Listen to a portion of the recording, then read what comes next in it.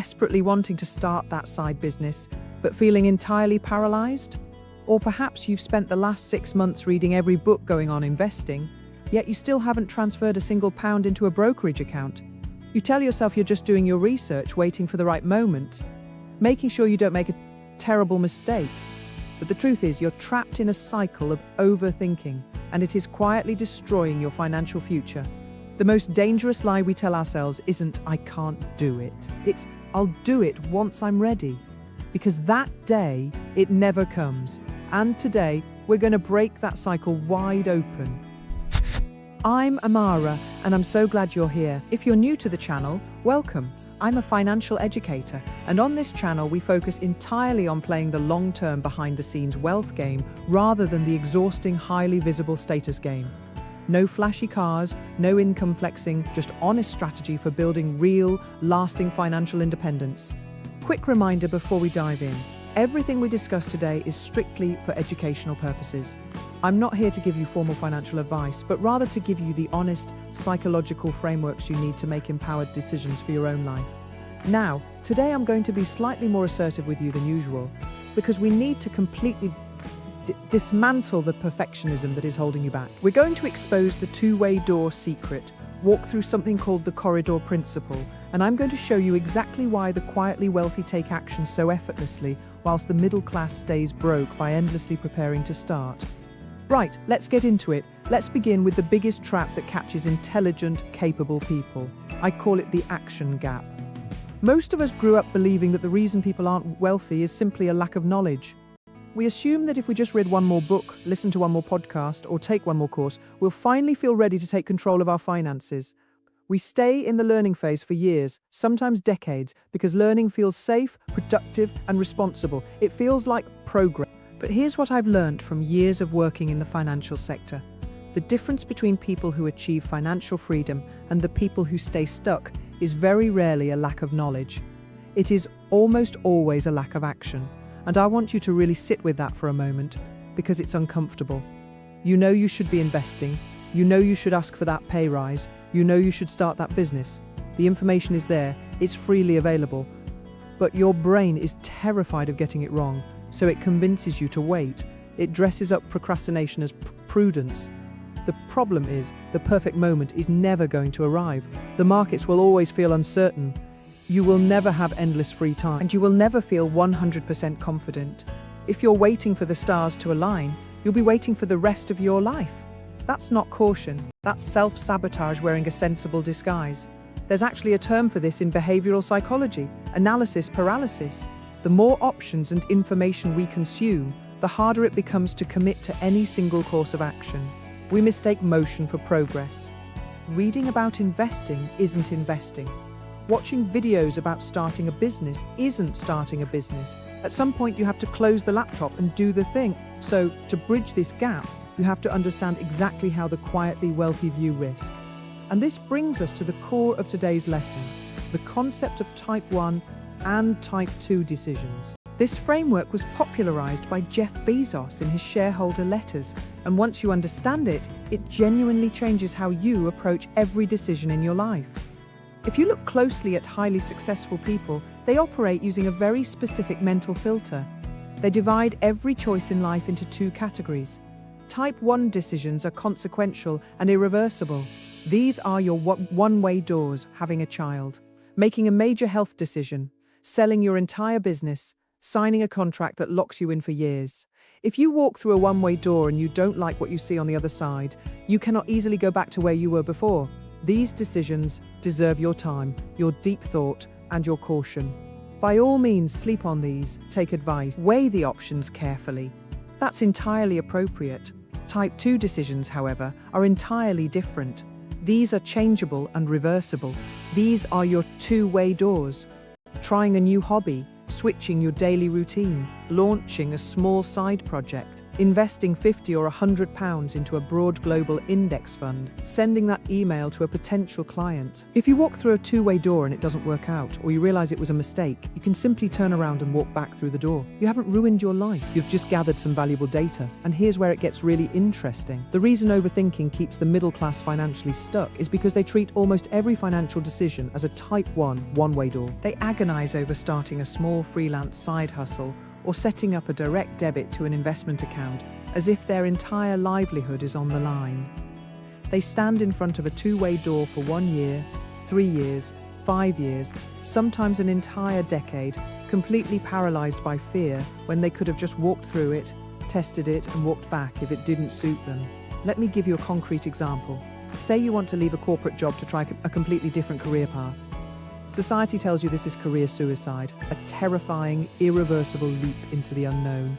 Your parents panic, your friends raise their eyebrows, but if you think about it honestly, it's almost always a type 2 decision. If you fail at your new venture, 95% of the time you can literally update your CV, tap up your old network, and go back to the exact same industry you left. Your skills haven't evaporated, your experience hasn't vanished. The consequences of failure are rarely as permanent as your brain tricks you into believing. Here's another one.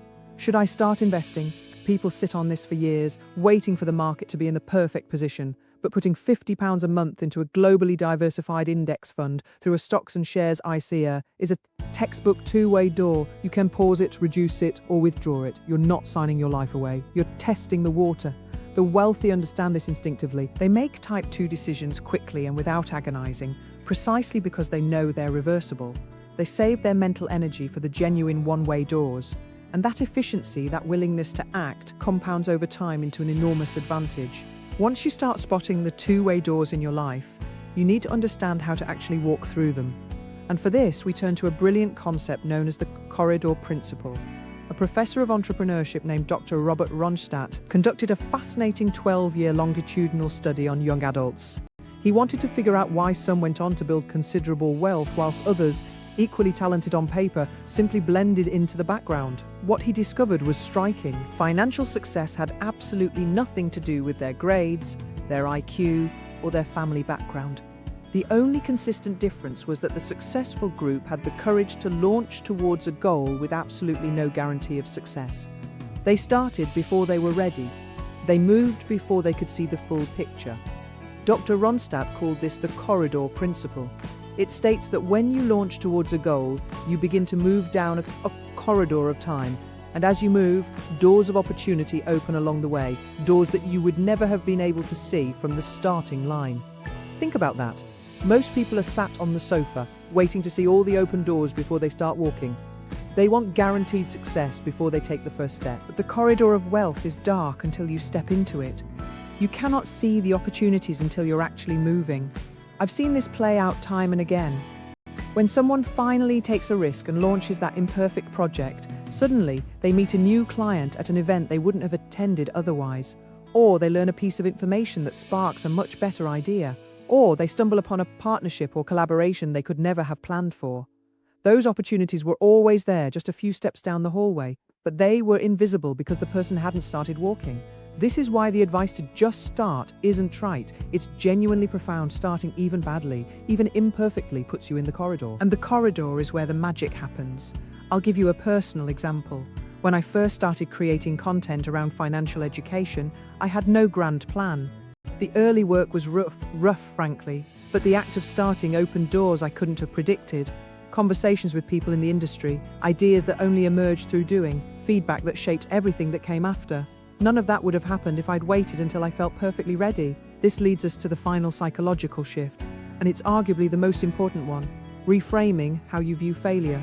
When the average person tries something new and it doesn't work out, they internalize it. They tell themselves, I'm a failure, or I'm just not cut out to be an entrepreneur, or I'm rubbish with money. They view failure as a permanent, humiliating verdict on their identity. One bad experience, and they retreat, sometimes for years. The quietly wealthy treat failure completely differently.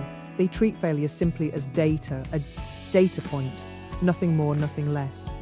Every self-made millionaire I've studied or spoken to has failed at multiple businesses, investments, or projects before finding the one that changed everything.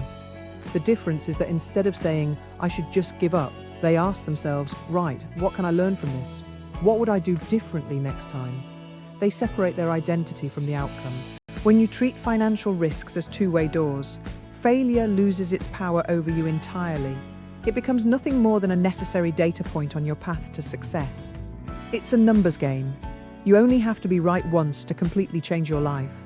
If you take enough calculated, low-cost shots, sensible risks with limited downside, the law of probability states that you will eventually land on something that works. The wealthiest people aren't the ones who never failed. They're the ones who failed fastest, cheapest, and most often, and kept going.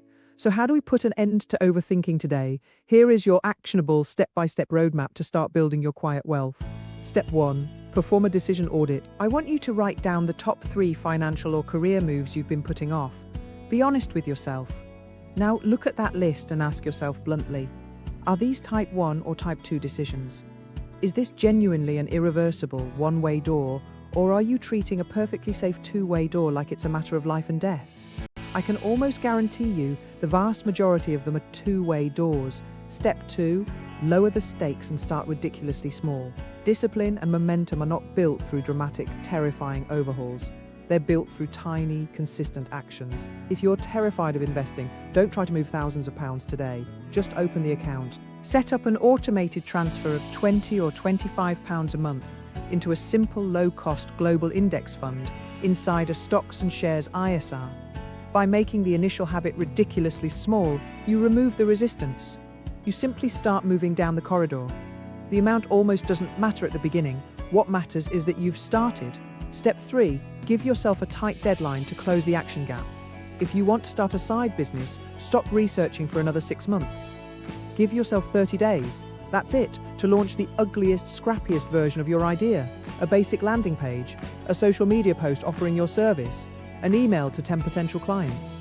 The thing you actually get out into the world is the only thing you can get real feedback on. You learn by doing. Stop polishing ideas that nobody has even seen yet. Perfectionism isn't quality control. It's fear dressed up in a suit. Building wealth is not about being the smartest person in the room, and it is certainly not about waiting for a flawless, risk-free moment, because that moment doesn't exist. It's about recognizing that the only true failure is staying exactly where you are because you were too frightened to walk through a two-way door. The corridor is waiting. You have the power to step into it today. If this video gave you a wake-up call and helped you spot the two-way doors in your own life, please hit that subscribe button right now to join our Quiet Wealth community. We're building a space full of people who are taking back control of their minds, their time, and their financial futures. I'd absolutely love to hear from you. Drop a comment below and tell me, what is one two-way door decision you've been overthinking? And what action are you going to take this week to walk through it? I read every single comment, and I genuinely cannot wait to cheer you on. Give this video a like, share it with someone who needs to hear this today, and I will see you in the next one. Take care.